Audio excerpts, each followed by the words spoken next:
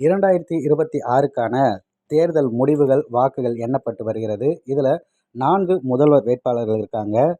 திமுகவில் மு.க.ஸ்டாலின் அவர்கள், தமிழக வெற்றிக் கழகத்தில் விஜய் அவர்கள், அனைத்திந்திய அண்ணா திராவிட முன்னேற்றக் கழகத்தின் எடப்பாடியார் அவர்கள், நாம் தமிழர் கட்சியுடைய தலைமை ஒருங்கிணைப்பாளர் செந்தமிழன் சீமான் அவர்கள்.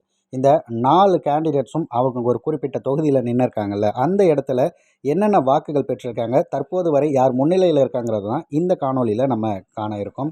முதல்ல பெரம்பூர் தொகுதியை எடுத்துப்போம். இந்த தொகுதியில் 2 சுற்றுகள் முடிவடைந்த நிலையில் ஜோசப் விஜய் தமிழக வெற்றிக் கழகத்துடைய தலைவர் 13,061 வாக்குகள் பெற்று முன்னிலையில் இருக்கார்.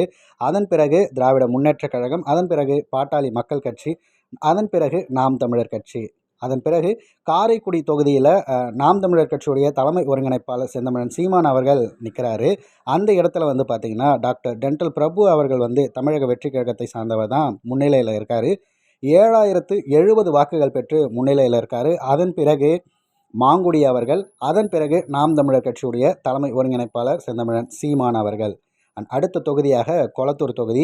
இந்த தொகுதி சிஎம்மோட தொகுதி அப்படின்னு சொல்லி எல்லாருமே பேசப்படுற அளவுக்கு ரொம்ப மிக முக்கியமான ஒரு ஸ்டார் தொகுதி. இந்த இடத்துல யாருமே எதிர்பாராத ஒரு அதிர்ச்சி விஷயம் போல எப்பொழுதுமே முன்னிலையில் இருக்கக்கூடிய திமுகவின் இடத்திலேயே தமிழக வெற்றிக் கழகம் முன்னிலை வகுத்திருக்காங்க. 16,692 வாக்குகள் பெற்று தற்போதைய சூழலில் 4 ரவுண்டு முடிஞ்சு முன்னிலையில் வகுத்திருக்காங்க தமிழக வெற்றிக் கழகம். எம்.கே. ஸ்டாலின் அவர்கள் 2வது இடத்துல கிட்டத்தட்ட 2,551 வாக்குகள் பின்னடைவில் இருக்கார். அதன் பிறகு அனைத்திந்திய அண்ணா திராவிட முன்னேற்றக் கழகம், அதன் பிறகு நாம் தமிழர் கட்சி. அடுத்த தொகுதியாக எடப்பாடி தொகுதி. இந்த தொகுதியில் எடப்பாடியார் பழனிசாமி அவர்கள் முன்னிலை வகுக்கிறாரு. 16,653 வாக்குகளை பெற்றிருக்காங்க. அதன் பிறகு இண்டிபெண்ட் கேண்டிடேட், அதன் பிறகு திராவிட முன்னேற்றக் கழகம். மற்ற தலைவர்களைப் போல இல்லாமல் தமிழக வெற்றிக் கழகத்தின் தலைவர் விஜய் அவர்கள் 2 தொகுதியில் போட்டிட்டார். முதல்ல பெரம்பூர் பார்த்தோம். இப்போ திருச்சிராப்பள்ளியுடைய ஈஸ்ட், திருச்சி கிழக்கில் பார்த்திங்கன்னா அங்கேயும் அவர் தான் முன்னிலையில் இருக்கார்.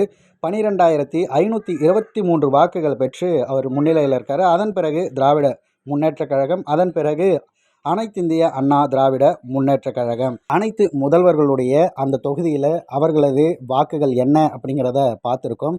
இதில் நிச்சயம் யார் வெற்றி பெறுவாங்க அப்படின்னு நீங்கள் நினைக்கிறீங்கிறத கமெண்ட் பாக்ஸில் சொல்லிடுங்க. அண்ட் யார் வெற்றி பெறணும்னு நீங்கள் ஆசைப்படுறீங்க அப்படிங்கிறதையும் மறக்காமல் கமெண்ட் பாக்ஸில் சொல்லிடுங்க.